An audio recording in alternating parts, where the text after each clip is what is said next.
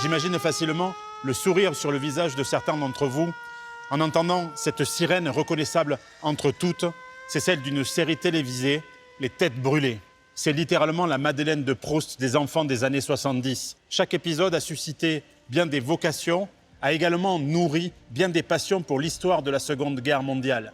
Cet engouement s'explique par la fascination que suscitent les pilotes de chasse, mais également à la présence à l'écran d'un avion de légende, le Corsair. Mais qui étaient réellement ces têtes brûlées ?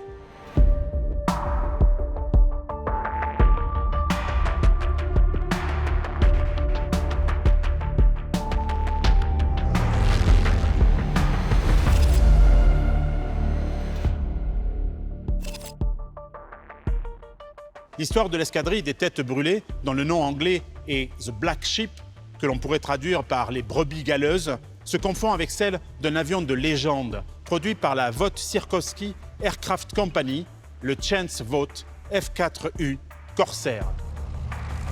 Le premier modèle vole le 29 mai 1940 et donne tout de suite satisfaction. Avec une vitesse de 650 km/h, cet appareil au profil caractéristique, avec sa voilure en W, est le plus rapide de sa catégorie. Les Japonais vont rapidement le surnommer la mort sifflante, en raison du bruit aigu produit par le vent dans les bouches d'aération du moteur. L'unité dont s'inspire la série Les Têtes Brûlées est une escadrille du corps des Marines, la VMF 214, qui opère dans le Pacifique et plus particulièrement au-dessus des îles Salomon. Cette unité existait donc déjà lorsque le major Gregory Boyington prend son commandement au mois d'août 1943, pour le pire et le meilleur. Né le 4 décembre 1912, Gregory Boyington, d'origine sioux et irlandaise, a une enfance pour le moins difficile. Apprenti pilote en 1936 sur la base militaire de Pensacola, il se révèle vite comme un excellent élément. Mais il laisse libre cours à ce qui sera sa marque de fabrique, un penchant certain pour la boisson, la bagarre et les femmes. C'est si vrai qu'en 1941, sa carrière de pilote est fortement compromise. Il sauve toutefois sa peau en s'engageant dans la CAMCO, la Central Aircraft Manufacturing Company, une société de paille montée par le gouvernement américain en vue de recruter des pilotes pour soutenir la Chine attaquée par le Japon. Au mois de novembre 1941, Boyington intègre l'American Volunteer Group, autrement dit les Flying Tigers, les tigres volants, commandés par Claire Chénault, avec lequel il se brouille rapidement. Lorsqu'il quitte le groupe, au mois d'avril 1942, il revendique 6 victoires et un avis très défavorable de son supérieur. À cette époque, le corps des Marines a besoin de tous les pilotes expérimentés. Il est donc réintégré au rang de major au mois de novembre 1942.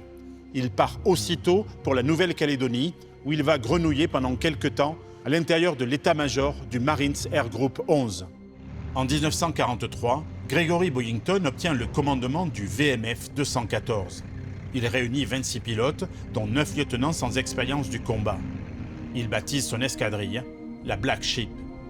L'âge moyen de ses coéquipiers est de 20 ans, 10 ans de moins que leur chef d'escadrille. Cette différence d'âge lui vaut le sobriquet de Gramps, grand-père, celui de Papy lui étant attribué beaucoup plus tard par les journalistes. La VMF 214 va littéralement entrer dans la légende. Dès le mois de septembre 1943, les Black Sheep affichent 47 victoires confirmées à leur tableau de chasse. À la fin du mois de décembre 1943, ce ne sont pas moins de 197 avions japonais qui auront été abattus. Boyington en revendique 22 à lui seul. Sa tactique, aller défier l'ennemi sur son terrain, malgré les risques et la fatigue. La légende raconte que pour éviter de s'endormir en vol, Boyington glissait sous ses paupières des lamelles de tabac qui, en irritant ses yeux, l'empêchaient de les fermer.